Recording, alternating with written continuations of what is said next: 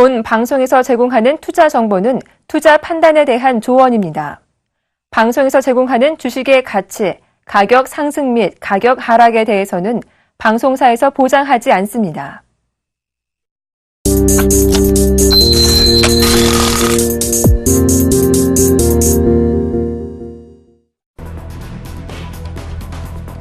그리스에서 치러진 총선거에서 급진 좌파연합 시리자가 압승한 것으로 전해졌습니다. 현재 개표는 계속되고 있는 가운데 사마라스 총리가 이끄는 여당이 10% 넘는 차이로 크게 뒤지고 있습니다. 단 급진 좌파 연합은 단독 정권을 수립하는 데 필요한 과반수 의석을 획득할 수 있을지는 현재 불투명하다는 설명입니다. 그리스 총선에서 급진 좌파 시리자가 제1당이 되면서 유로존 위기가 재부각될 것이란 지적도 나오고 있습니다.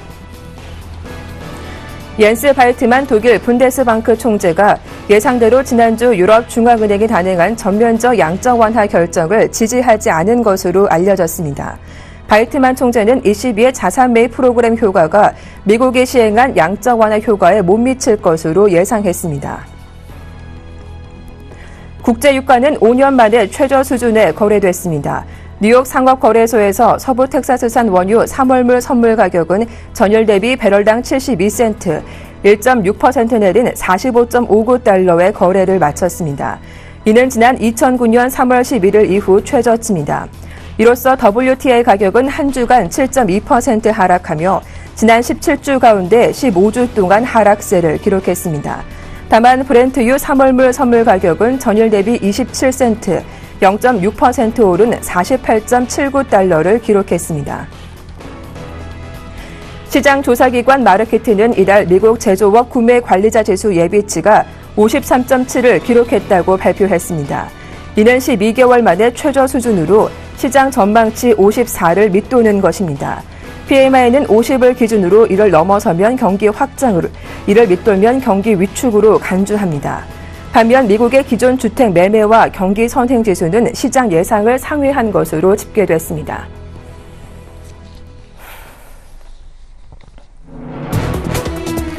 안녕하세요. 출발 증시와일드 박미라입니다. 그리스의 새 정부를 선출하는 총선 투표가 우리 시간으로 새벽 2시 마감됐습니다. 그간 여론조사 결과에서도 줄곧 1위를 차지하던 급진 좌파 연합 시리자가 집권에 성공했는데요. 이로 인해 그리스의 구제금 협상이 다시 진행될지 또 유로존의 탈퇴 여부가 어떻게 결론이 날지 시장의 관심이 집중되고 있습니다. 한편 지난 주말 뉴욕 증시는 엇갈린 경제 지표와 부진한 기업들의 실적 발표에 혼조세를 보였는데요.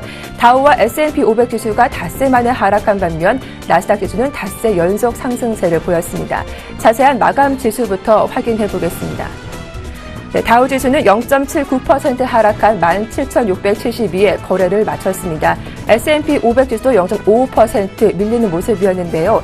반면 나스닥 지수가 0.1% 상승하면서 4,757의 종가를 형성했습니다. 이날 종가로는 혼조세를 보였지만 주간 단위로 보면 3대 지수는 모두 올해 들어 처음으로 상승세로 거래를 마쳤습니다. 먼저 마감한 유럽 증시 분위기도 확인해 보겠습니다. 영국 증시는 0.53% 상승했고요. 독일 증시가 2% 이상 강하게 오르며 사상 최고치 행진을 연일 이어가고 있습니다. 프랑스 증시 또한 0.9% 오르며 기분 좋게 거래를 마치기도 했습니다. 지난주 금요일 국내 증시는 오랜만에 강한 반등세를 보여주기도 했습니다. 코스피는 외국인의 매수 덕에 1930포인트 중반까지 올라왔고요. 코스닥은 더 강했죠. 1.8% 오르며 589의 종가를 형성했는데요.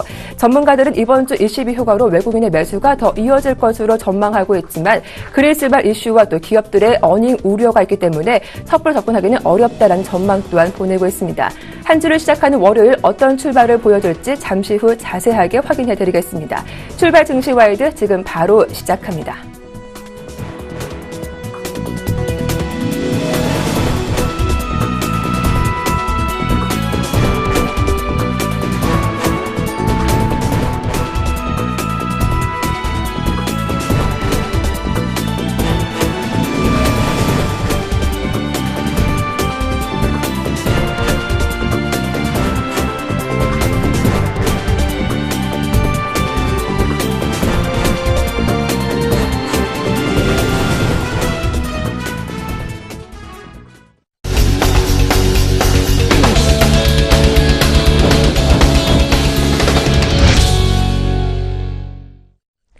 네, 시초가 공략주 알아보는 시간이죠. 이상로의 한방 샘플러스 이상로 멘토님 나오셨습니다. 안녕하세요. 네, 반갑습니다. 네, 자, 지난주 월요일은 추천 종목이 없던 관계로 오늘은 AS를 생략하고 바로 오늘장 시초가 5% 공략주를 확인해 볼 텐데요. 요즘 시장 분위기 상당히 좋은 것 같습니다. 특히 지난 금요일 코스닥의 강세가 정말 눈에 띄었는데요. 오늘은 어떤 종목으로 시초가를 좀 노려볼까요? 네. 뭐 시장이 좋다고 수익 나는 건 아니죠. 예. 맞습니다. 뭐 시장은 좋으면 더 쫓기게 되는 부분이겠죠. 네. 그래서 우리 개인 투자자분들이 쉽게 수익 날 수 있는 시장은 사실상 아닙니다. 이게 항상 기관에 의한 수급 자체에서 시장을 들어 올리고 있는 상황이기 때문에 같은 종목군에 대한 부분에서 더욱더 큰 상승을 계속적으로 일으키고 있다는 거죠. 그래서 지금 개별주 장세라고 말씀을 드리는 이유가 바로 그 때문입니다. 네. 모두가 순환매 장세로 펼쳐지는 모습이 아니고 올랐던 종목군이 한 번 더 오르는 그런 모습이 순차적으로 나타나고 있기 때문에 우리가 일반적으로 딴 섹터군을 또 가지고 계신 분들은 또 수익이 못 나고 또 오랫동안 들고 계신 분도 수익이 잘 안 나는 범위 안에 놓여 있다는 거죠. 새로운 종목이 양산이 되는 모습이 아니라 기존 종목군이 추가적인 상승이 이루어지다 보니까 지금은 장기 투자보다는 또 단기적으로 대응을 하시는 분들이 수익이 나는 시장은 확실합니다. 하지만 뭐 이런 시장의 분위기가 꾸준히 이어진다고 보기보다는 이제부터는 다시 한 번 더 실적적인 장세로 전환될 확률이 높다라고 판단하시고 순환 매장이 다시 한 번 더 올 수 있겠구나라고 판단하시는 게 맞지 않겠나 그렇게 말씀을 드리겠고요. 거기에 대한 가장 근본적인 이유는 바로 기간에 매물이 나올 때가 됐다는 거죠. 자, 기간은 회전율이 상당히 중요한 집단입니다. 그렇게 본다면 우리가 이 지금 상당히 높게 올렸던 이유 자체도 회전율을 위한 범위 안에 놓여 있는 부분이라고 보는 게 맞겠죠. 그러면 어차피 실적으로 얘기할 때입니다. 그러면 다시 한 번 더 실적 장세가 돌아가 될 확률이 높다라고 판단을 하고 오늘은 실적 관련 종목군 하나 들고 왔습니다. 한번 같이 보도록 하겠습니다. 네. 인터파크 INT 말씀을 드리겠습니다. 자, 일단 인터파크 INT 같은 경우에는 이제 인터파크의 계열사입니다. 그리고 또 한 가지 더 부각이 될 수 있는 부분은 도서 정가제를 실시를 해서 우리가 어느 정도의 타격을 입을 수 있는 업체 중에 한 군데였다는 거죠. 하지만 그 도서 정가제를 통해서 지금은 상처를 받기보다는 안정된 매출 자체가 나타날 수 있는 범위 안에 놓이게 되었다라고 판단하는 게 맞겠고 또 한 가지 더 바로 여행 부분에 대한 매출이 크게 증가를 하고 있다는 겁니다. 자, 환율 잠시 한번 보실 건데요. 환율 한번 같이 보겠습니다. 자, 우리가 일반적으로 보는 환율 차트고요. 자, 한번 같이 보겠습니다. 현재 자리가 이제 1084원 자리를 지금 지나고 있는 상황입니다. 우리가 지금 1084원 자리가 상당히 낮게 워낙 강세 기조가 유지가 되고 있는 범위 안에 놓여 있는 상태고, 그렇게 봤을 때는 이런 워낙 강세가 지속되고 있다는 것은 외국 여행 가기 상당히 좋은 시점이라는 거죠.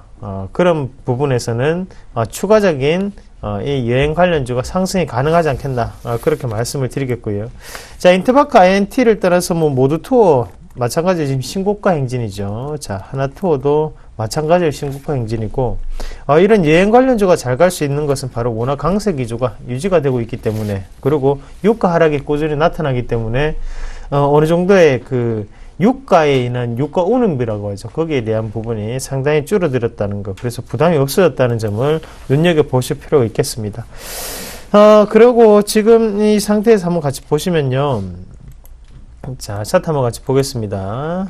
자, 하단 권역 자체는 어느 정도 지지가 나온 상태에서 추가적인 상승이 조금씩 일어나고 있는데, 자, 왼쪽에 보시면 일단은 투매성 물량이 한번 더 크게 나오는 부분이 있습니다. 그리고 다시 한번 더 손이 바뀌는 움직임이 나타나고 난 다음에 강하게 상승 권역으로 이끄는 움직임인데요. 현재 모습을 봤을 때 동종업종 대비해서 상당히 지금 뒤처져 있는 흐름입니다. 추가적인 상승이 가능하다고 판단을 하고, 자, 지금 오늘도 갭 상승이 나올 확률이 상당히 높은데요. 자, 매수가는 시초가고요. 1차적인 목표가는 플러스 5%, 그리고 손절가는 하단에 22,500원 말씀을 드리겠습니다. 네, 요즘 같은 장에선 장기보다 단기로 좀 대응을 해보는 게 수익률 챙기기에 유리하다라고 하셨죠. 실적 개선 전망이 살아있는 인터파크 INT 오늘의 시초가 5% 공략주로 말씀 들어봤습니다. 자, 지금까지 샘플러스 이상로 멘토와 함께했습니다. 오늘 수고 많으셨습니다. 고맙습니다. 예, 고맙습니다.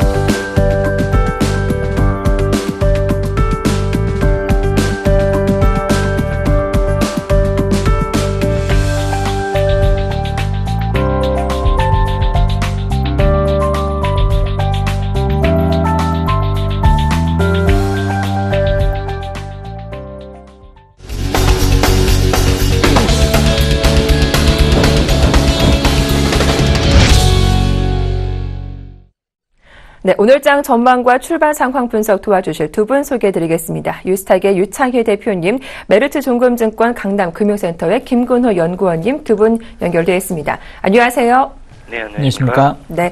자, 1월 26일 월요일장 오프닝 벨이 울렸습니다. 시장 예상대로 구제금융조건체 협상을 주장하는 시리자가 간밤 그리스 총선에서 승리를 했습니다. 이번 그리스 선거 결과로 그리스의 부채와 경제 또 나아가 유로존 전체 미치는 영향에 주목하고 있죠.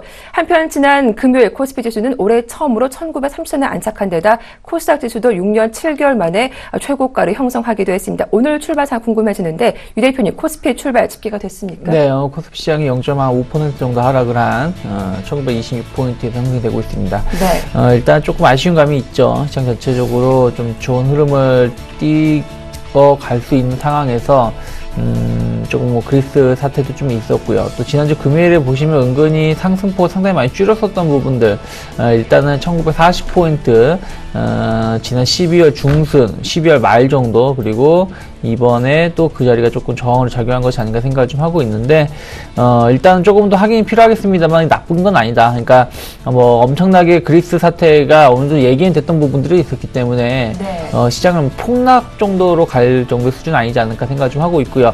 다만 중요한 지지라인, 1920포인트 초반에 대한 지지라인은 좀 체크를 해야 된다라는 거 말씀을 드리고 싶고요. 코스닥 시장은 좀 더 상승을 보여주고 있어요. 590포인트대.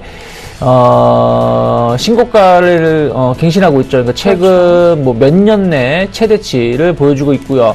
네. 지난 금요일 같은 경우도 상당히 생각했던 것보다 더 많은 상승세를 보여주면서 마감을 했고, 오늘도 상승세를 좀 키워가 나가고 있습니다. 다만 코스피가 좀 밀리는 모습을 띄고 있기 때문에 코스닥 시장이 도약청정 혼자 가기 좀 힘들 수도 있다. 그러니까 590포인트, 600포인트에 대한 저항대가 항상 남아있기 때문에 그 점에 대해서는 지금부터는 그전에도 계속 말씀드렸습니다만은 무리하게 막 추격 매수하실 자리는 아니다. 확인하면서 접근하시고 수익이 많이 나신 종목은 조금씩 차익 실현을 하셔야 되지 않을까라는 생각을 좀 하고 있고요.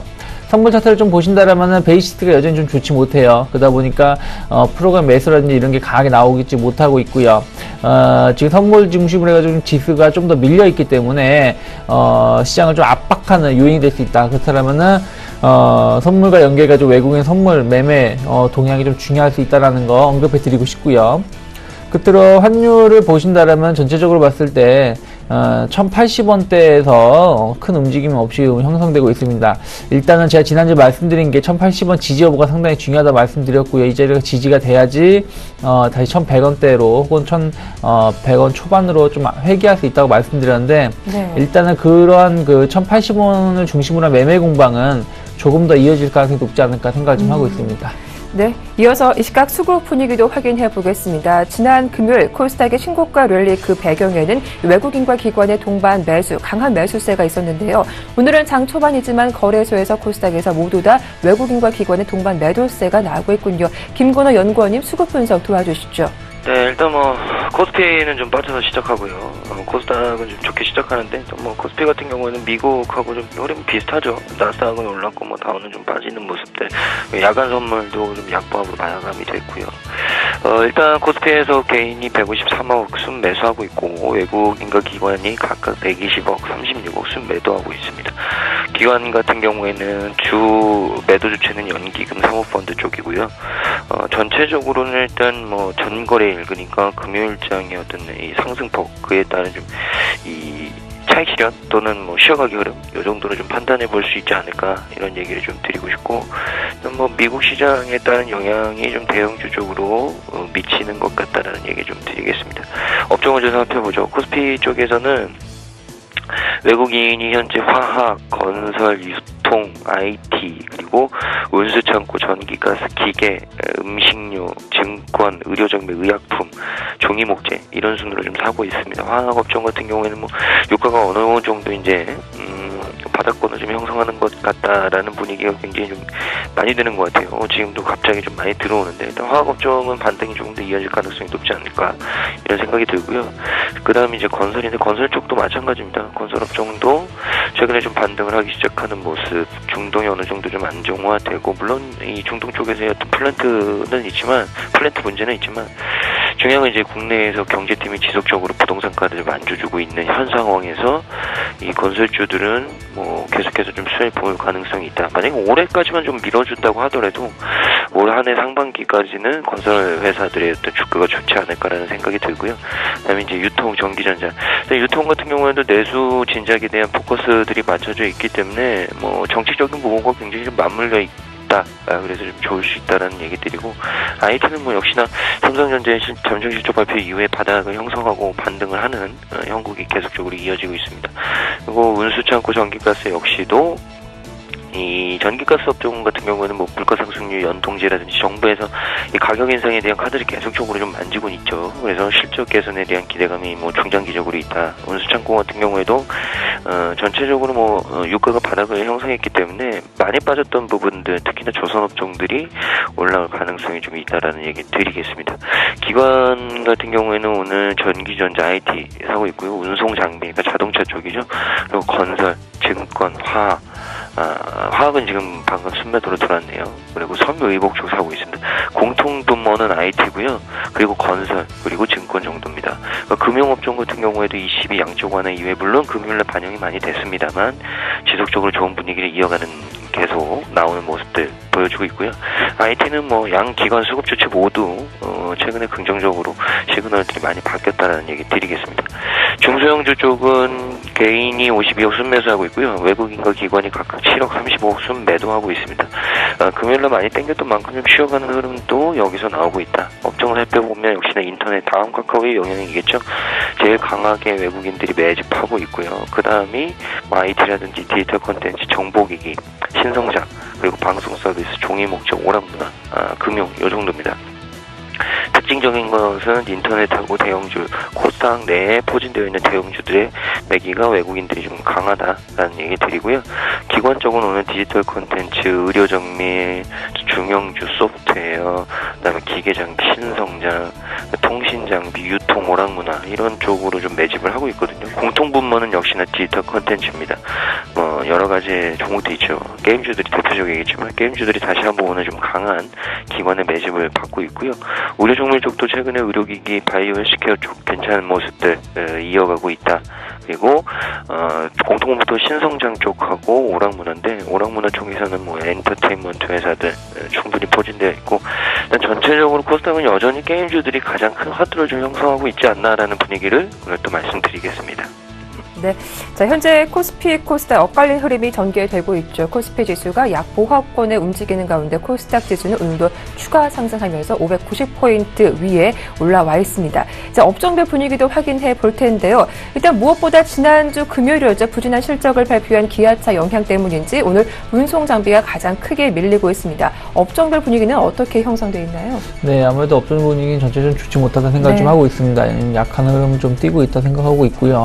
약간 경기 방어주 성격이 있는 종목군들이 조금은 시장을 좀 지수를 좀 방어하고 있다. 운신용 업종들이 좀 상승을 좀 보여주고 있고요. 그 다음에 유통이라든지 이런 쪽으로 해가지고 지수를 좀 방어하려고 하는 모습을 띄고 있고 좀 화학주들은 전체적으로 봤을 때 좀 업종 자체는 좀 약합니다만도 종목별로는 좀 선별해서 조금 움직이고 있다라는 건 좀 체크를 해볼 필요가 있다 생각을 좀 하고 있고요. 실제 기대가 되고 있는 의약품주들도 의외로 선방하는 모습을 띠고 있고요. 다만 이제 경기 민감주들이 조금 흘러내리는 모습을 띠고 있다 생각하고 있습니다. 전기전자 업종군들 전부 다 뭐 LG그룹, 뭐 삼성그룹 할 거 없이 조금 약한 흐름을 띠고 있고 삼성전자가 1%대 하락을 하고 있다는 부분들 시장이 좀 쉽지 않다라고 생각을 하셔야 될 것 같고요. 말씀하신 것처럼 운송장비 업종군들이 좀 하락세를 많이 보여주고 있어요. 전체적으로 봤을 때 아무래도 이제 지난주에 그 실적에 대한 부담감이 작용하다 보니까 현대차 그룹들이 좀 약세를 띠고 있고요. 특히 현대위아 그리고 기아차가 좀 큰 폭의 좀 하락세를 보여주고 있다는 부분들 좀 저점을 좀 이탈하고 있다는 것도 좀 체크해 보실 필요가 있다 생각하고 있고요. 조선주들도 마찬가지로 오늘은 조금 흐름이 그렇게 좋지 못하다라는 거 같이 묶어서 보셔야 되지 않을까 생각하고 있고요. 건설주들도 역시 마찬가지로 조금 좋은 흐름을 띠지 못하고 있다. 특히 대림산업이 그때 실적 좋지 못한 실적 발표한 이후에 오늘도 이틀 연속 좀 큰 폭의 하락세를 보여주고 있다는 부분들 전체적으로 조금 건설주들 쉽지 않은 1분기를 보내고 있다 생각을 좀 하고 있고요. 코스닥 시장은 전체적으로 선방을 하면서 올라오고 있습니다만은 상승폭이 조금씩 줄어들고 있다는 부분들 그 점을 좀 체크하시면서 종목별로 접근하셔야 되지 않을까 생각을 하고 있고요. 일단 좀 엔터주들이 그래도 좀 선방을 하고 있고요. 대원미디어가 3% 가까운 상승세를 보여주고 있고요. JYP 엔터테인먼트도 한 2% 정도 상승세를 보여주고 있다는 부분들 지켜보시고요. 디지털 콘텐츠 게임주들을 아까 뭐 김구리 연구원님께서 말씀하신 것처럼 게임주들이 오늘 선별해서 좀 강한 흐름을 띠고 있다 생각하고 있습니다.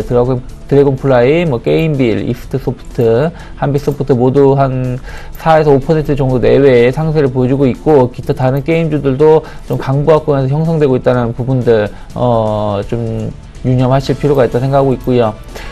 끝으로 이제 IT 쪽으로 보신다면 IT 반도체 쪽은 조금 흐름이 종목별로 편차가 좀 있다 생각하고 있고요. IT 부품주들이 그나마 조금 지수를 좀 이끌고 있지 않을까 생각을 좀 하고 있습니다. 네. 자, 이어서 외환시장 출발 상황도 분석해 보도록 하겠습니다. 오늘 순서는 KB 외환선물 정경팔 팀장님과 함께하죠. 안녕하세요. 안녕하세요. 네, 간밤 역의 환율이 좀 급락한 영향을 받으면서 오늘 원달러 환율도 하락 출발세가 보여지고 있는데요. 정확한 집계 상황 전해주시죠. 네, 오늘 서울 외환시장은 지난주 금요일 종가 대비 6원 10전이 하락한 1,078원에 개장했고요. 개장 이후 1,076원 80전까지 낙폭을 키웠습니다. 그러나 이후 달러 N이 아시아장에서 장중 반등하면서 달러 원 역시 추가적인 하락세는 제한되는 상황이고요. 이 시간 현재는 1,077원 90전에 거래가 되고 있습니다. 오늘 환율이 하락 출발한 것은 위험 회피 심리 상승에 따른 달러 N의 하락을 반영하고 있습니다. 지난 주말 국제 외환시장에서 달러화는 주요 통화 대비 각각 다른 반응을 보이는데요. 유로화와 파운드화에 대해서는 두 통화들에 대해서 강세를 보인 이후 차익 실현성 매도세가 나오면서 달러화가 반락하는 모습 보였고요. 반면 호주 달러에 대해서는 호주 중앙은행이 해외 주요국 중앙은행들이 금리 인하 행진에 동참할 것이라는 기대감이 반영되면서 미 달러화가 강세를 보였습니다. 달러 원이 추종한 달러 엔이 하락한 것은 국제 유가의 하락이 그 단초를 제공했습니다. 사우디의 원유 정책이 변하지 않을 것이라는 전망으로 유가가 하락하면서 뉴욕 증시의 조정으로 이어졌고요. 이러한 위험 회피 심리의 강화를 반영하면서 달러에는 117엔대 중반까지 하락하는 모습을 보였습니다. 달러원 1개월물은 현물 환율로 환산해서 지난 주말 서울시장 종가 대비 5원 90전이 하락한 수준에서 뉴욕 여객 시장을 마감했고요. 오늘 서울시장으로 거래가 이어지고 있습니다. 오늘 서울시장에서 역시 달러원은 하락 압력을 계속 받을 것으로 예상이 되는데요. 어제 일요일 그리스 총선에서 긴축에 반대하는 급진 좌파 연합이 제1당으로 등극하면서 이에 따른 불확실성이 유로달러를 계속해서 끌어내리고 있습니다. 그러나 이러한 불확실성이 달러 엔에게도 하락 압력으로 작용하면서 달러원은 유로달러 하락에 따른 글로벌 달러 강세보다는 달러 엔과 연동되는 하락 압력을 더 강하게 받을 것으로 예상됩니다. 오늘 아시아장이 개장된 이후 국제 유가의 동향을 보면 서부 텍사스산 원유 기준으로 지난 1990년 이후 지속되어 오던 장기 상승 추세선을 하향 돌파하는 약세를 보이고 있고요. 미 국채 금리는 이를 반영해서 아시아장에서의 시간 외 거래에서 하락 압력을 받고 있어서 오늘 달러 엔이 계속 하락 압력을 받을 것으로 예상됩니다. 이는 달러 원의 하락 압력으로 이어질 전망입니다. 달러 원은 오늘 주로 1070원대 중후반대를 중심으로 움직이겠는데요. 향후 하락세가 지속될 경우에는 전 저점인 1072원을 하향 돌파하는지 여부가 향후 방향성에 영향을 줄 전망입니다. 오늘 이후 계속해서 주목할 변수 역시 국제 유가의 흐름이 되겠는데요. 국제 유가가 전 저점의 지지를 받으면서 반등할 경우에는 미 국채 수익률의 반등과 함께 달러화가 반등할 수 있는 명분으로 작용할 전망입니다. 저점 1072원 하향 돌파 여부를 주목해 보면서 국제 유가도 반등하는지 살펴보자라는 말씀 들어봤습니다. 도움 말씀 고맙습니다. 네, 감사합니다. 네, 지금까지 KB 외환선물 정경팔 팀장님이었습니다.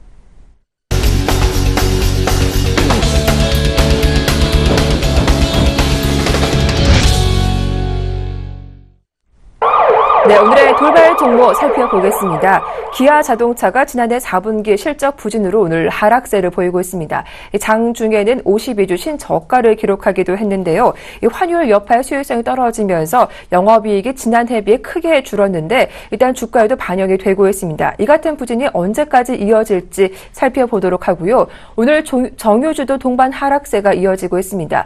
간밤 국제유가가 5년 만에 최저치로 떨어진 가운데 오늘 정유주도 동반 약세가 이어지고 있는데요. SO일과 SK이노베이션도 2%대로 동반 약세가 펼쳐지고 있죠. 유가 하락에 좀 주가가 바닥을 다지났는데 향후 주가 흐름 어떻게 전개될지도 확인해 보겠습니다. 김근호 연구원님. 네, 오늘 기아차에 대한 무더기 매물들이 나오고 있고 또 무더기로 보고서가 나왔네요.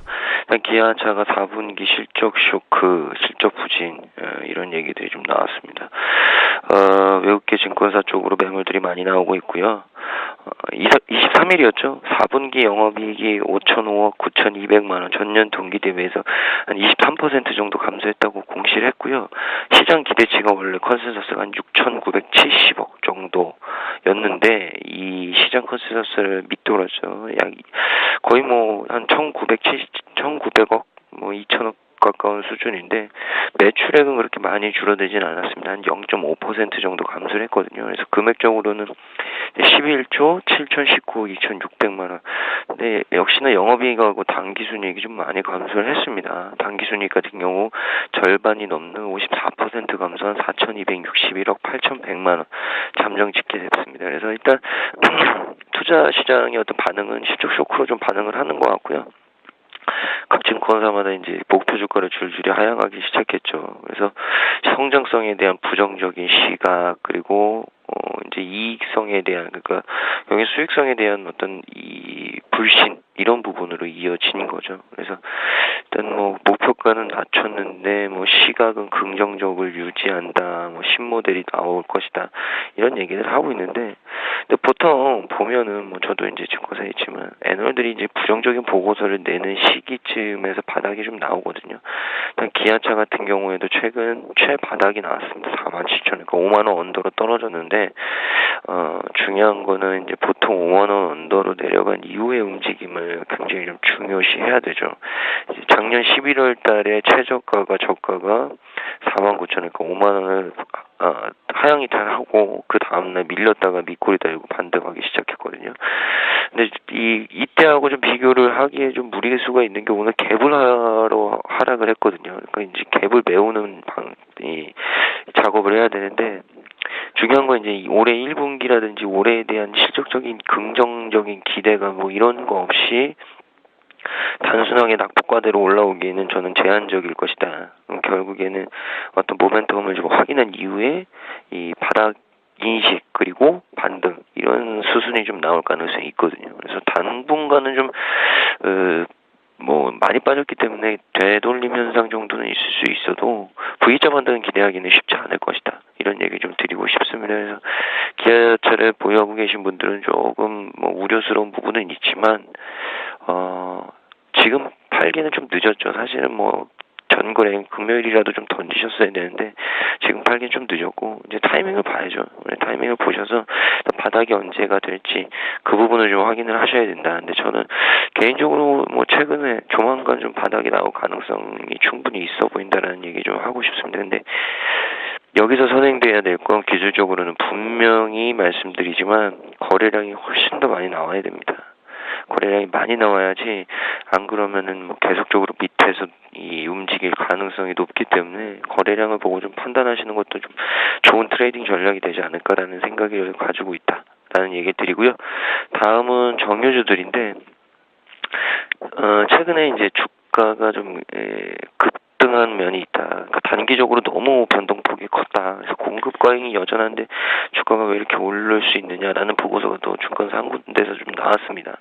대부분의 제품에서 이제 스프레드 반등이 나타나고 있고 공급 과잉 상태는 여전하다. 그러니까 사실은 스프레드라는 게 우리가 흔히 알고 있는 이제 이 크랙 스프레드라고 해서 원가와 이 판매가의 차이, 그러니까 결국엔 수익성하고 굉장히 좀 연계가 되는 용어인데 이게 반등이 슬슬 나타나고 있는 거죠. 그러니까 결국에는 어느 정도 유가의 바닥 신호는 나왔다는데 아직까지는 확실하게 공급을 해결해 줄 수 있는, 공급 과잉을 해결해 줄 수 있는 부분은 아니다. 그래서 경계를 갖고 지켜봐야 된다. 이런 얘기를 좀 하고 있거든요. 그래서 대부분의 석유화학 제품 가격이 지난주에도 하락은 했지만 이제 낮아진 납사, 그러니까 결국 원재료죠. 납사 투입이 이루어지면서 스프레드가 점차 개선되고 있는. 결국 원재료의 가격이 좀 낮아지면서 되는 것이 아니냐. 다만 부타디엔 쪽은 이번 주에도 급락을 했다. 그래서 여전히 합성고무 밸류체인의 공급 과잉에 문제가 있다. 이런 얘기들이 좀 나오고 있습니다. 그러니까 완전하게 반등을 확신하기에는 조금 뜨뜻미지근하다. 약간은 좀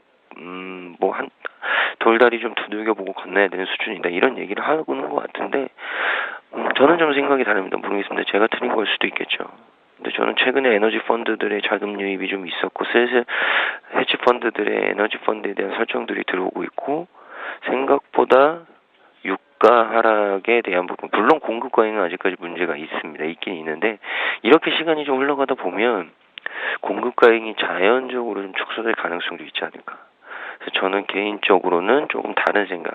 유가는 어느 정도 바닥을 잡았다. 그럼 SOL 같은 것도 한 이틀 조정 받았고요. SK이노베이션 같은 경우에도 주가를 좀 살펴보죠. 한 이틀 정도 음봉 나왔습니다. 2개 나왔죠. 결국에는 공략을 해볼 수 있는 기술적 가격 이런 염두를 좀 하셔야죠.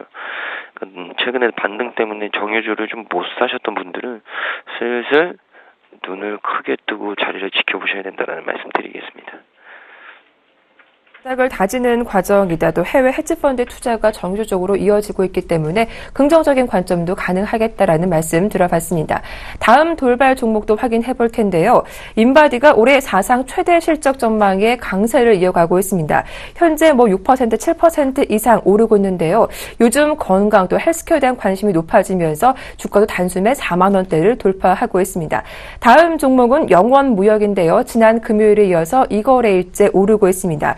뭐 그동안 주가가 많이 빠졌는데 한 가지 이슈가 있었죠. 스위스 스포츠 업체 지분을 영원무역에 늘렸다고 합니다. 이 소식에 사업 확장 기대감이 전해지고 있는데 다만 주가가 장 초반에 8% 오르다가 현재는 3%대로 상승분을 줄이고 있죠. 윗꼬리가 달리고 있는데 주가 흐름 확인해 보겠습니다. 유창희 대표님. 네, 전체적으로 좀 인바디가 좀 강하게 올라오고 있죠. 네. 뭐 상당히 작년에 엄청난 상승세를 보여줬고요. 올해도 일단은 나쁘지 않은 모습을 띠고 있다.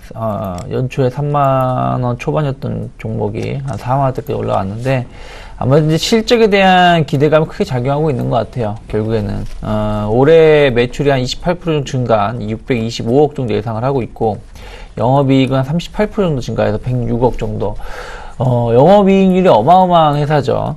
약 26.6% 정도 차지하고 있는데, 보통 우리가 이제 회사가 영업이익률이 좋다라는 평가를 따질 때 10% 내외거든요. 10%가 좀 넘어가게 되면 12, 3%만 된다고 하더라도 엄청나게 좋다라고 평가를 하는 상황이 있는 것인데 소프트웨어가 게임주들 이런 소프트웨어 관련된 업체가 아니라 제조업체임에도 불구하고 영업이익률이 한 26%가 넘어간다는 얘기는 상당히 대단하다 생각을 좀 하고 있고요. 특히 이제 수출이 거의 한 80% 차지하고 있기 때문에 그에 대한 매출의 안정성, 성장성을 좀 더 담보하고 있다는 생각을 하고 있고 신제품 인바디 밴드가 또 추가적인 수주에 대한 기대감이 계속 작용하고 있는 것 같습니다. 그러다 보니까 주가가 뭐 계속해서 올라오고 있는 것이 아닌가 생각을 하고 있고요. 다만 우리가 좀 체크해야 될 부분들은 오늘 상승이 나쁘지 않아요. 나쁘지 않고 41,000원, 뭐 4만원 돌파를 보여주고 있는데 이게 이제 두 번째 돌파를 시도하는 것이기 때문에 안착이 좀 필요하지 않을까 생각을 하고 있습니다. 그래서 41,000원이 안착이 된다라면은 충분히 지금 같은 속도라면 45,000원대까지는 한 번 더 올라갈 수 있지 않을까. 왜 그러냐면은 지난번 작년 10월부터 계속해서 기간 조정을 잘 보여줬던 자리가 3만원대이기 때문에 여기서 최소한 한 30에서 많게는 한 50% 정도까지 올라갈 수 있지 않을까 생각을 하고 있어요. 목표가를 둔다라면. 그러면 3만원을 기준으로 한 50% 정도 잡는다라면 45,000 정도까지도 추가된 상승을 좀 기대해 볼 수 있기 때문에 좀 지지 여부 확인하시고 접근하시면 나쁘지 않을 것 같다 생각을 하고 있고요. 영업무역이 좀 올라오고 있어요. 코퍼레이션이라는 네. 스포츠 브랜드 업체를 인수를 했죠. 자전거라든지 이런 부분들을 판매를 하는 업체인데 전 세계 55개국 정도에서 고가의 자전거라든지 뭐 스키 뭐 이런 부분들을 모터사이클 이런 것을 판매를 하는 업체고요. 이번에 50.1% 정도 확보를 했고요. 이렇게 되면 이제 리테일 사업 등으로 이제 사업이 좀 다각화될 수 있고 아무래도 이제 이런 아웃도어 제품을 판매를 하게 된다면은 원래 그 영업무역이 영위를 하던 의류 쪽으로도 연계시켜가지고 사업을 좀 더 확산시킬 수 있기 때문에 좀 시너지 효과를 기대해 볼 수 있지 않겠느냐라는 기대감이 좀 작용하고 있는 것 같습니다.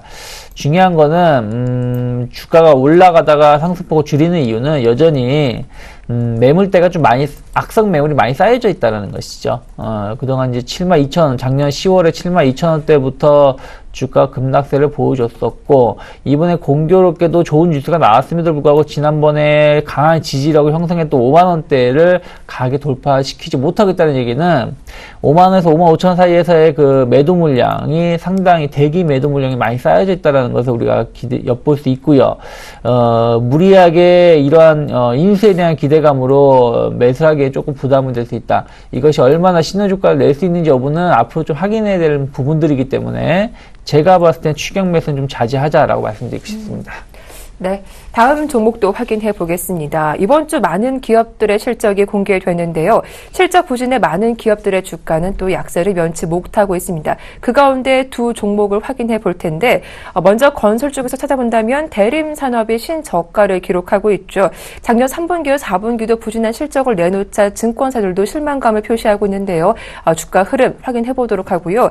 앞서 기아차도 확인해 봤지만 현대위아도 실적 부진에 연일 급락세가 나오고 있습니다. 섣불리 바닥을 논하기도 어렵다라는 생각도 드는데 현대 위아와 그리고 대림산업 두 종목의 주가 흐름 확인해 보겠습니다. 김근호 연구원님. 대림산업 주가 심상치가 않네요. 일단 단기 모멘텀은 일단은 사라졌다라는 분석이 좀 나왔고 22일에 실적에 대한 공시가 나왔죠. 4분기 영업 손실이 2,227억 기록했다고 공시를 했고요. 지난해 영업 손실은 2,703억 2,100만 원, 그리고 매출액 같은 경우 9조 2,961억 잠정 집계가 됐습니다. 당초 일단 시장에서는 흑자 전환 예상을 했었는데 일단 시장 컨센서스 당연히 좀 언더퍼폼 했고요. 일단 뭐 증권사들이 결국에는 목표가의 하향, 극도로 저평가한 데이터. 근데 중요한 건 그 저평가를 설명할 만한 단기적인 상승 동력이 없다. 주가 손실의 원인이 사우디의 인력난, 단기간 내 해결될 가능성 낮음, 회계 처리 보수적으로 하고 충당금을 2,300억 원 쌓아는 놨지만 저가 공사 마치는 올해 상반기 이후에도 해외 부문 쪽의 노이즈가 지속될 가능성이 있음. 이런 근거들을 좀 제시를 했습니다. 그러니까 사실은 중동 쪽에 문제가 좀 있다라는 얘기들이 있는 거죠. 그래서 외국계 쪽에서 매물들이 좀 나오는 것 같고, 올해도 이렇게 매출액은 사실은 뭐 감소할 것이다. 근데 중요한 건 이제 영업이익은 좀 흑자 전환할 것이다라는 얘기를 좀 나오고 있습니다. 그래서 국내 쪽은 좀 괜찮아질 텐데 해외는 여전히 부진할 것이다. 외형 성장의 어떤 둔화세 이런 얘기를 좀 근거로 제시를 했죠. 근데 역시나 오늘 보고서가 좀 나오면서 매물들이 많이 출회가 됐고 밑꼬리를 달았죠. 그러니까 보통 이런 경우가 많거든요. 굉장히 좀 안 좋은 보고서가 나오고 바닥을 잡는 경우들이 많습니다. 그리고 금요일날 거래량도 굉장히 좀 많긴 많았고요. 저는 이번 주 내에 좀 바닥은 나올 가능성이 있다. 근데 이제 이평선 같은 경우들이 다 역배열로 바뀌었고, 그러니까 뭐 펀더멘탈도 안 좋아, 기술적인 부분도 안 좋아. 이런 부분들이 좀 겹치면서 투자자들 어떤 외만을 받는 거죠. 근데 저는 개인적으로 이 바닥권이 좀 나온 이후에는 되돌림 정도는 줄 수 있겠다. 그래서 6자는 좀 볼 수 있지 않을까. 그렇게 되면은 뭐 6자라고 치면은 뭐 많게는 한 20% 정도 수익률은 나오는데 보수적으로 뭐 20% 언더 쪽의 수익률을 노리기에는 괜찮지 않을까. 물론 제 생각이 틀릴 수도 있습니다. 근데 이런 거는 중요한 거는 많이 급락이 나오기 좀 힘든 자리까지 왔다는 거죠. 그래서 뭐 오르지 않는다면 사실은 교체 매매에도 큰 손해는 없는 종목이기 때문에 그런 부분들도 좀 고려를 하셔서 트레이딩을 좀 생각을 해보시고요. 현대이하도 약간은 대림산업하고 좀 비슷하게 움직이네요. 굉장히 좀 안 좋은 모습으로 보여지는데 4분기 매출액 2조, 전년 대비해서 12% 증가했습니다. 영업이익 1,234억, 전년 대비해서 15% 감소했습니다. 일단은 매출액, 영업이익 모두 시장 컨센서스보다 언더퍼폼했고요. 하회했고요. 뭐 위스코 합병 효과로 800억 원의 추가가 반영됐고 부품의 외형 성장이 뚜렷하다. 기계도 기저 효과로 일부 회복됐다. 이런 얘기들을 좀 하고 있죠. 일단은 뭐 매출액이 늘어난 거에 대해서는 조금 그나마 의미를 두려고 하는데 전체적으로 기아차, 현대위아 모두 다 내실 있는 장사를 하지 못했다. 그래서 기계 쪽은 기아차 멕시코 증설에 따른 매출 증가로 회복은 되겠지만 이 부분도 전망인 거죠. 그래서 아직까지는 충분히 좀 더 있어야 된다. 그래서 확인하기에는 좀 시간이 필요하기 때문에 아직 조금 이 확인될 것들이 많다. 이런 부분을 좀 받아들이셔야 되고요. 대림산업하고는 조금 다르게 위안은 아직까지 바닥에 대한 부분을 확신하기에는 주가가 만족스럽지 못하다. 일단은 조금 한 발짝 뒤로 물러서서 봐야 되는 종목이 아닐까라는 말씀 드리고 싶습니다. 네. 자, 이어서 다음 종목들도 확인해 보겠습니다. 오늘 모바일 게임주 정말 상당히 강합니다. 드래곤플라이가 알리바바의 한국 투자 확대 기대감에 오늘 초강세를 형성하고 있는데요. 주가가 무려 13% 이상 급등세가 나오고 있죠. 또 한 가지 NC소프트도 이틀째 강세를 형성하고 있는데 길드워트 확장팩 기대감이 전해지고 있습니다. 작년 연말 바닥을 찍고 강하게 올라왔던 종목인데 올해 초엔 좀 숨고르기가 이어졌죠. 다시금 초반등세가 이어질 수 있을 것인지 향후 주가 흐름 전망해 보도록 하겠습니다. 유찬 대표님, 게임주 전반적으로 오늘 좋은 것 같아요. 네, 오늘 전체적으로 뭐 게임주들이 좀 올라오고 있다 생각하고 있고요. 네. 일단은 뭐 게임주들 뭐 대안이 없다 보니까 네. 올라오고 있다 생각하고 있고 여전히 중국에 대한 기대감으로 좀 올라오고 있는 것이 아닌가 생각하고 있습니다. 드래곤플라이 같은 경우는 알리바바가 한국 진출을 좀 확대한다라면 정부 정책에 대한 기대감으로 좀 수혜를 입을 수 있다라는 기대감, 또 얼마 전에는 게임빌과 퍼블리싱을 같이 하겠다. 얘기가 좀 나오면서 좀 수혜를 입을 수 있다는 기대감이 올라오고 있는데, 일단 뭐 지금 상한가를 안착을 하고 있고요. 추가적인 상승은 좀 더 지켜봐야 되지 않을까 생각하고 있는데, 저는 그렇게 보고 있어요. 그러니까 게임주들 나쁘게 보고 있지 않습니다. 절대적으로 좀 좋게 보고 있습니다만은, 최근에 올라오는 이슈 자체는 좀 부담스럽다는 것이죠. 그러니까 게임주들이 초반에 올라올 때는 신작에 대한 기대감을 엎어 씌우면서 주가를 끌어올려놔요. 끌어올려놓고 난 다음에 그 신작이 썩 좋은 흐름을 보여주지 못한다면 주가가 좀 빠져요. 빠지고 나서 이번에 갖다 붙이는 건 중국 시장에 진출한다. 중국에서 어느 정도 인기가 있다라는 기대감으로 또 올라오는 부분들이 있다는 것이죠. 근데 만약에 신작에 대한 것이 실패한 것이 우리나라에서 실패한 게임이 중국에 가서 성공할 수 있겠느냐? 물론 우리나라 사람하고 중국 사람하고 혹은 다른 나라 사람들하고의 기호도는 다르기 때문에 성공할 수도 있겠죠. 하지만 어쨌든 국내에서 실패한 게임이 외국 나간다고 해서 크게 성공할 수 있겠느냐는 쉽지 않다 생각을 좀 하고 있고요.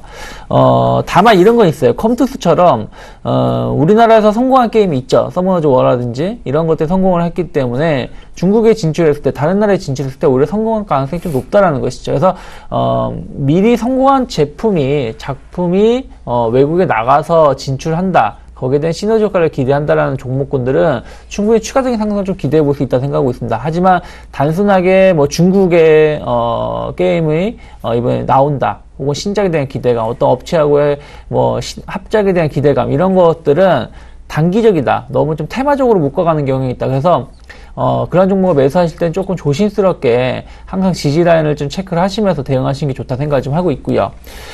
끝으로 NC소프트 같은 경우는 길드워2 확장팩에 대한 기대감, 그리고 뭐 NC소프트는 전혀 말을 할 때마다 우리가 놓칠 수 없는 게 리니지죠. 특히 리니지 1에 대한 매출이 사상 최대를 기록할 수 있다는 기대감으로 3% 정도 올라오고 있습니다.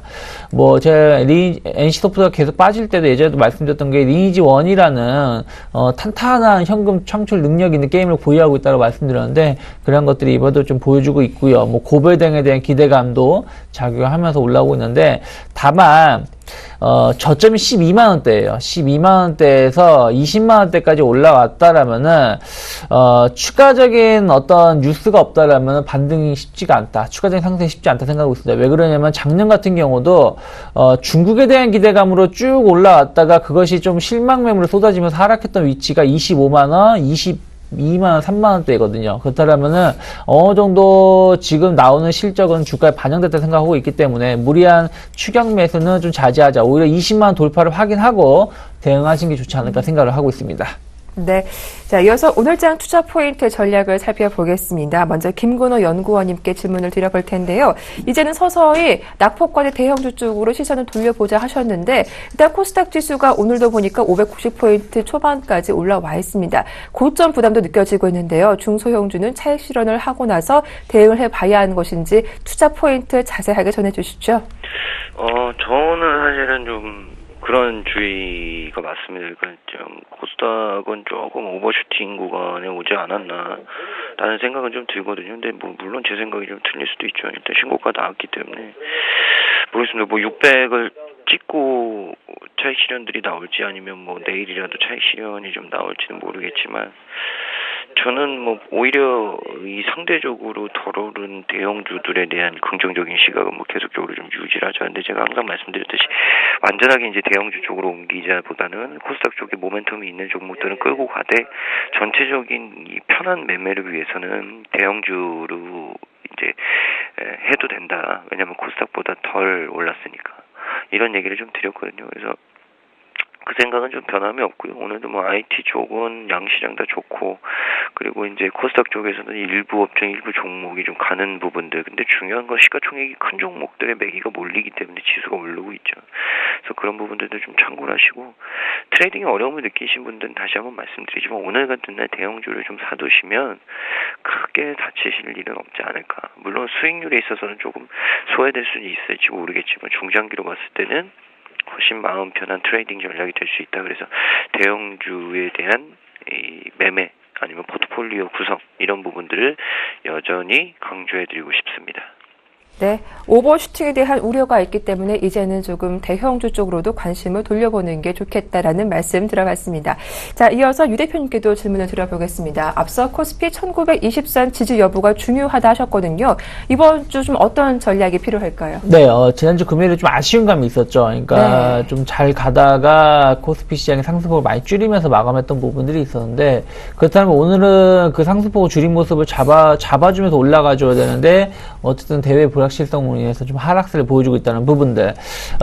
제가 지난주도 말씀드렸던 것들이 뭐냐면은, 일단은 조금 하루 이틀 확인이 좀 필요하다 말씀드렸는데, 오늘도 그러한 거에 연장선이라고 생각하시면 될 것 같아요. 주 초반에 반등가드가 상당히 중요하지 않을까 생각을 좀 하고 있습니다. 왜 그러냐면 외국인들 수급이 그렇게 많이 썩 변화가 강하지 않은 상황에서 반등이 약하다라면은 의외로 단발적인 이슈로 이벤트로 발생하고 끝날 수도 있기 때문에 코스피 시장 1920포인트 초반 지지 여부 확인하시면서 이번 주 초반에 다시 1950포인트대 40포인트 중후반대를 노크를 시도하는지 여부를 좀 체크하시고요. 코스닥은 저도 같은 의견인데 계속 말씀드렸던 것처럼 차익성 매물이 언제든지 쏟아질 수 있다. 그렇다면은 무리하게 추격 매수는 좀 자제하자라고 말씀드리고 싶습니다.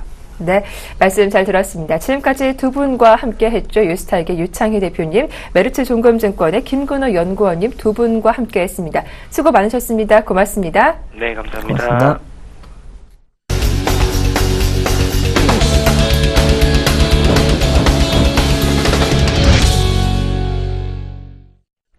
네, 좀 더 자세한 시장 전략 짜보도록 하겠습니다. 증권사 5인에게 물어봤습니다. 화면 함께 보시죠. 네, 최희승 차장입니다. 22 양적 완화와 그리스 악재로 국내 증시 방향성 확인이 필요하겠다라는 의견이었습니다. 정영훈 팀장은 유럽 양적 완화로 유동성 효과 그리고 시장 반등 흐름이 지속될 것이다 라고 하셨고요. 김혜란 연구원, FOMC 회의를 앞둔 변동성이 확대될 것이다. 외국인의 수급을 확인하고 대응하자. 김현경 주식팀장은 코스피 낙폭과대 대형주 또는 코스닥의 변곡점을 찾아보자라는 의견이었고, 안상현대리는 1월 효과 탄력이 저하되고 있다. 분할 매도로 관점을 유지하겠다라는 의견이었습니다. 네, 오늘 순서는 HMC 투자증권의 최희승 차장님과 함께하겠습니다. 안녕하세요. 네, 안녕하십니까. 네, 여러 이벤트로 국내 증시의 방향성을 확인할 필요가 있겠다 하셨는데 자세한 대응 전략 부탁드립니다. 네, 일단은 지난주에는 호재와 악재가 좀 동시에 좀 나온 한 주가 아니었나 싶습니다. 이제 글로벌적으로 봤을 때는 ECB에서 시장의 기대치를 훨씬 웃도는 양적 완화를 좀 발표하면서 국내 글로벌 증시뿐만 아니라 국내 증시에도 상당히 좀 좋은 영향을 훈풍을 좀 미쳤었는데 지난 주말 25일날 이제 그리스 총선이 있었는데 좌파에서 이제 압도적으로 이제 당선이 되면서 그리스의 디폴트 리스크가 다시 한번 이제 수면 위로 좀 부각되고 있는 상황입니다. 따라서 국내 증시 같은 경우에는 지금 오늘 7포인트 정도 지금 하락한 상황에서 진행이 되고 있는데요. 지난 주말에는 유럽 증시는 올랐고 또 미국 증시는 좀 하락하면서 좀 혼조세 양상이었는데 국내 증시도 지금 어느 쪽에 발을 담궈야 될지 좀 눈치 보기 장세가 지금 계속되고 있는 모습입니다. 외국인들 현재 154억 정도 매도를 하면서 그렇게 매도폭은 크지 않기 때문에 어쨌든 관망하는 자세로 일단 코스피 시장은 봐야 될 것 같고요. 코스닥 시장 같은 경우에는 사실 금융위기 이후에 아마 6년 내에 최고치 갱신하고 있는 그런 모습인데 이런 랠리는 당분간은 좀 지속될 가능성이 좀 있지 않을까 싶습니다. 최근에 모바일 게임이라던가 핀테크, 사물인터넷, 심지어는 이제 대선 테마주들까지 올해 상당히 좀 부각이 되면서 계속해서 좀 순환매 장세가 일어나고 있습니다. 오늘도 모바일 게임 쪽에서 또 상당히 좀 강세 종목들이 좀 나오고 있고, 그래서 돌아가면서 리듬을 잘 탄다면은 개별주 시장에서 괜찮은 수익률을 좀 올릴 수 있지 않을까라고 생각을 하고 있고요. 마지막으로 지금 2월 달에 우리나라도 이제 구정 연휴가 시작되는데 중국은 사실 연중 가장 큰 명절입니다. 중국 춘절이 이제 시작이 되고요.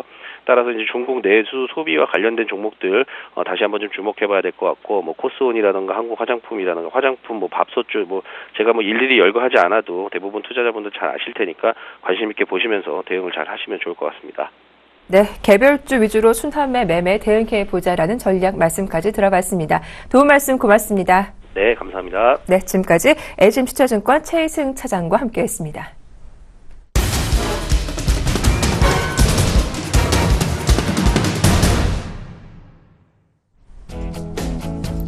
시청자 여러분 안녕하십니까. 역전의 명수 예병군 매토입니다. 시장이요 지금 또 흔들기 구간에 좀 들어가 있는 것 같습니다. 일단 그리스 총선이 예고된 악재였는데도 불구하고요 분명히 시장 흔들 수 있다라고 말씀드렸습니다. 좌파 쪽이죠. 시리자당이 압승을 거뒀습니다. 그러다 보니까 지금 유로존에 대한 얘기들이 또 위기에 대한 얘기들이 조금씩은 나와요. 결과적으로는 20위가 울며 겨자 먹기식으로라도 대규모 경기 부양책을 쓰긴 하겠지만 결국은 그것이 그들에게 그리스 국민들의 마음을 바꾸기는 좀 역부족이었던 것 같습니다. 일단은 이 시리자당이 지금 이제 유로존을 탈퇴하겠다는 얘기는 아니에요. 유로존을 남겠다는 얘기인데, 남기는 남겠으나, 이제 채무 탕감 쪽을, 얘기를 자꾸 하고 있는 거예요. 그러면, 채무 탕감 쪽을 얘기하다 보면 독일이 그것이 지금 부담이 됩니다. 그러면 독일에서 이걸 과연 허용해 줄지가 여부가 되겠죠. 그 부분에 대한, 이제 불확실성이 다시 시작되는 거예요. 그러니까, 지금은, 악재와 호재가 유럽 쪽에서조차도 악재와 호재가 공존하고 있다는 상황이에요. 그러니까 악재라는 것은 그리스의 이제 총선 이 부분이 될 것이고요. 호재라는 것은 20위의 정책적 기대감이 계속 지속된다는 얘기입니다. 그러면 이 두 가지가 공존하고 있는 속에서 우리 정치는 그럼 어떠한 방향을 갈 것이냐에 대한 부분이에요. 결과적으로 보면 실적이나 성장성밖에 답이 없다는 얘기입니다. 지금 실적이 안 좋은 종목들은 또다시 하락세를 면치 못하는 거예요. 그러니까 이게 뭐 낙폭 과대다 이런 인식으로 올라온다는 것은 어디까지나 한계가 있습니다. 왜냐하면 실적이 안 받쳐주면 이 밸류에이션이 계속 이 뒤를 받쳐주지를 못해요. 그러다 보니까 지금 대형 종목군들 살펴보면 딱 그런 현상들이 좀 나오고 있습니다. 실적이 받쳐주는 쪽에 SK 하이닉스나 이런 것들은 계속 지속적인 관심세가 쏟아지는 거예요. 그러니까 계속 조금 중기적 상승세를 계속 이어가고 있는 모습이고, 지금 다른 쪽에 보면 자동차 쪽은 왜 또 오늘 빠지냐면 마찬가지죠. 유럽이 빠지면 자동차 쪽은 굉장히 힘들어집니다. 유럽이 위기감이 확산이 되면요. 그래서 그 부분을, 그리고 현대차가 좀 실적 어닝 쇼크가 좀 나왔었고요. 그 다음에 조선, 정유화학 마찬가지입니다. 지금 다시 빠지고 있는데요. 이거는 뭐냐 하면 기술적 반등의 한계치란 얘기예요. 그러니까 그 부분을 자꾸 참고를 하세요. 그러니까 이게, 밑에서 이제 추세적 전환을 할 것이다. 그 추세적 전환은요, 터닝 포인트가 있어야 됩니다. 결과적으로 뭐냐면, 턴어라운드가 되거나 실적이 앞으로 기대가 되는 기대감이라도 나와야 되는 거예요. 그래서 그 부분이 안 되기 때문에 다시 기술적 반등 영역에서 다시 재하락세가 오는 거고요. 그 다음에, 유가도 마찬가지죠. 유가도 지금 추세적으로 꺾지를 못했어요. 그러니까 유가도 반등을 주다가 또다시 하락을 하는 그런 상황이 생깁니다. 그러니까 그렇게 되니까 이제 미국 증시도 빠졌죠. 금요일 날요. 그래서 그 부분 참고를 해보시면 좋겠고, 역시, 은행주들도 지금 기술적 반등 영역대, 증권주들도 기술적 반등 영역대라고 보시면 되겠습니다. 반면 중소형주는 강세를 계속 이어가고 있어요. 지금 이제 전 고점 영역을 분명히 뚫어냈거든요. 그러면 이게 추세적으로 더 추가적으로 상승 가능하다고 보셔야 돼요. 근데 이게 분명히 주도주군이 형성돼 있으면 더 추가적으로 가능하다는 얘기입니다. 이때까지 지금까지 이 590선을 올 동안 뚜렷한 주도주군이 코스닥 쪽에서 나왔죠. 그게 뭐냐면 사물 인터넷 관련이었고요. 그 다음에 이제 게임주였습니다. 모바일 게임 쪽이었죠. 모바일 게임 쪽 계속 제가 괜찮다라고 말씀드렸는데, 오늘은 조이시티가 급등이 나오는 모습이에요. 그러니까 조이시티, 제가 컴투스, 조이시티, 썬데이토즈 요 세 가지를 말씀드렸는데, 아마 컴투스를 대장으로 말씀드렸고, 그 다음 조이시티, 썬데이토즈 순으로 얘기를 드렸을 겁니다. 그 부분도 참고를 해보시고요. 오늘 유양DNU라고 라이파이 관련주라고 얘기 드렸죠. 그죠? 와이파이보다 10배 가까이 빠른 라이파이가 있다. 그것이 이제 유양DNU니까 요것도 보셔야 된다는 얘기 좀 드렸는데, 오늘 이제 급등이 좀 나오고 있습니다. 전체적으로 보면 여전히 코스닥 시장은 강한 추세적 상승을 만들어 나가고 있어요. 그러니까 문화 콘텐츠 쪽도 지금 추세적 상승세가 강하고요. 그 다음에, 사물 인터넷이 오늘은 조금 조정을 받고 있습니다. 건전한 조정이죠. 그래서 이 건전한 조정 구간에서의, 보유하신 분들은 들고 가시면 되고요. 그 다음에 이제 보유하지 않으신 분들은 건전한 조정 구간이 조금 조정의 폭이 깊게 되면 그때 여러분 매수 찬스로 생각을 하셔야 돼요. 사실은 지금도 마찬가지입니다. 그러니까 그 부분 꼭 좀 참고를 해보시고요. 지금 추세적으로 또 강한 섹터가 하나 있는데 이게 바로 무선 충전 관련 기술이에요. 그러니까 지금 이제 무선 충전이 조금 주목을 받는 이유는 뭐냐면 급속 충전보다는 무선 충전이 이제 차량이나 이런 데서는 쓰기 편하다는 것이죠. 그 부분을 좀 참고를 해보셨으면. 차량 급속 충전 잘 안 돼요. 그리고 급속 충전은 그게 죄송합니다. 그게 있어요. 이 과열에 대한 그 부분이 있습니다. 그래서 그 부분을 좀 참고를 해보셔야 될 것 같아요. 자, 그래서 시장은 여전히 종목적 장세예요. 그러니까 종목 장세니까 가능하면 그 부분을 꼭 좀 참고를 해보셨으면 좋겠습니다. 지금 우리가 감다 3,000포인트를 계속 하고 있잖아요. 월요일부터. 그런데 그리스 총선 이거 예고된 악재라고 말씀드렸고 22 기대감은 호재예요. 그러니까 이 악재와 호재가 공존하는 속에서의 해답은 뭐냐? 결국은 실적이란 얘기죠. 그리고 성장성이란 얘기입니다. 실적만이 밸류에이션을 부각시키고 실적만이 이 성장세에 대해서 그 가치를 계속 지속시키는 역할을 하는 겁니다. 그래서 여러분들 실적은 꼭 좀 참고를 해보셔야 될 것 같고요. 실적과 관계되고 성장성과 관계된 주들은 쉽게 추세를 꺾지 않는다는 점도 꼭 좀 참고를 하셨으면 좋겠습니다. 금일은 이제 또 그 삼지전자가 오늘 금일 가격 제한폭까지 올랐던데요. 이 삼지전자도 뭐와 관련된 중고 하면 우리가 이제 그거라고 얘기를 하죠. 우리가 우리 아이비트 그러니까 이제 우리가 이제 지나가는 곳에 그 비콘이라고 얘기하죠. 그 비콘 관련주이기도 합니다. 그래서 그 부분도 꼭 좀 참고를 해보십시오. 자, 시장은요 여전히 중소형주에서 강한 추세적 상승을 만들어 나가고 있으니까 그 점 꼭 좀 참고하시고요. 여러분 저는 내일 다시 찾아뵙고 인사드리도록 하겠습니다. 감사합니다. 이병군이었습니다.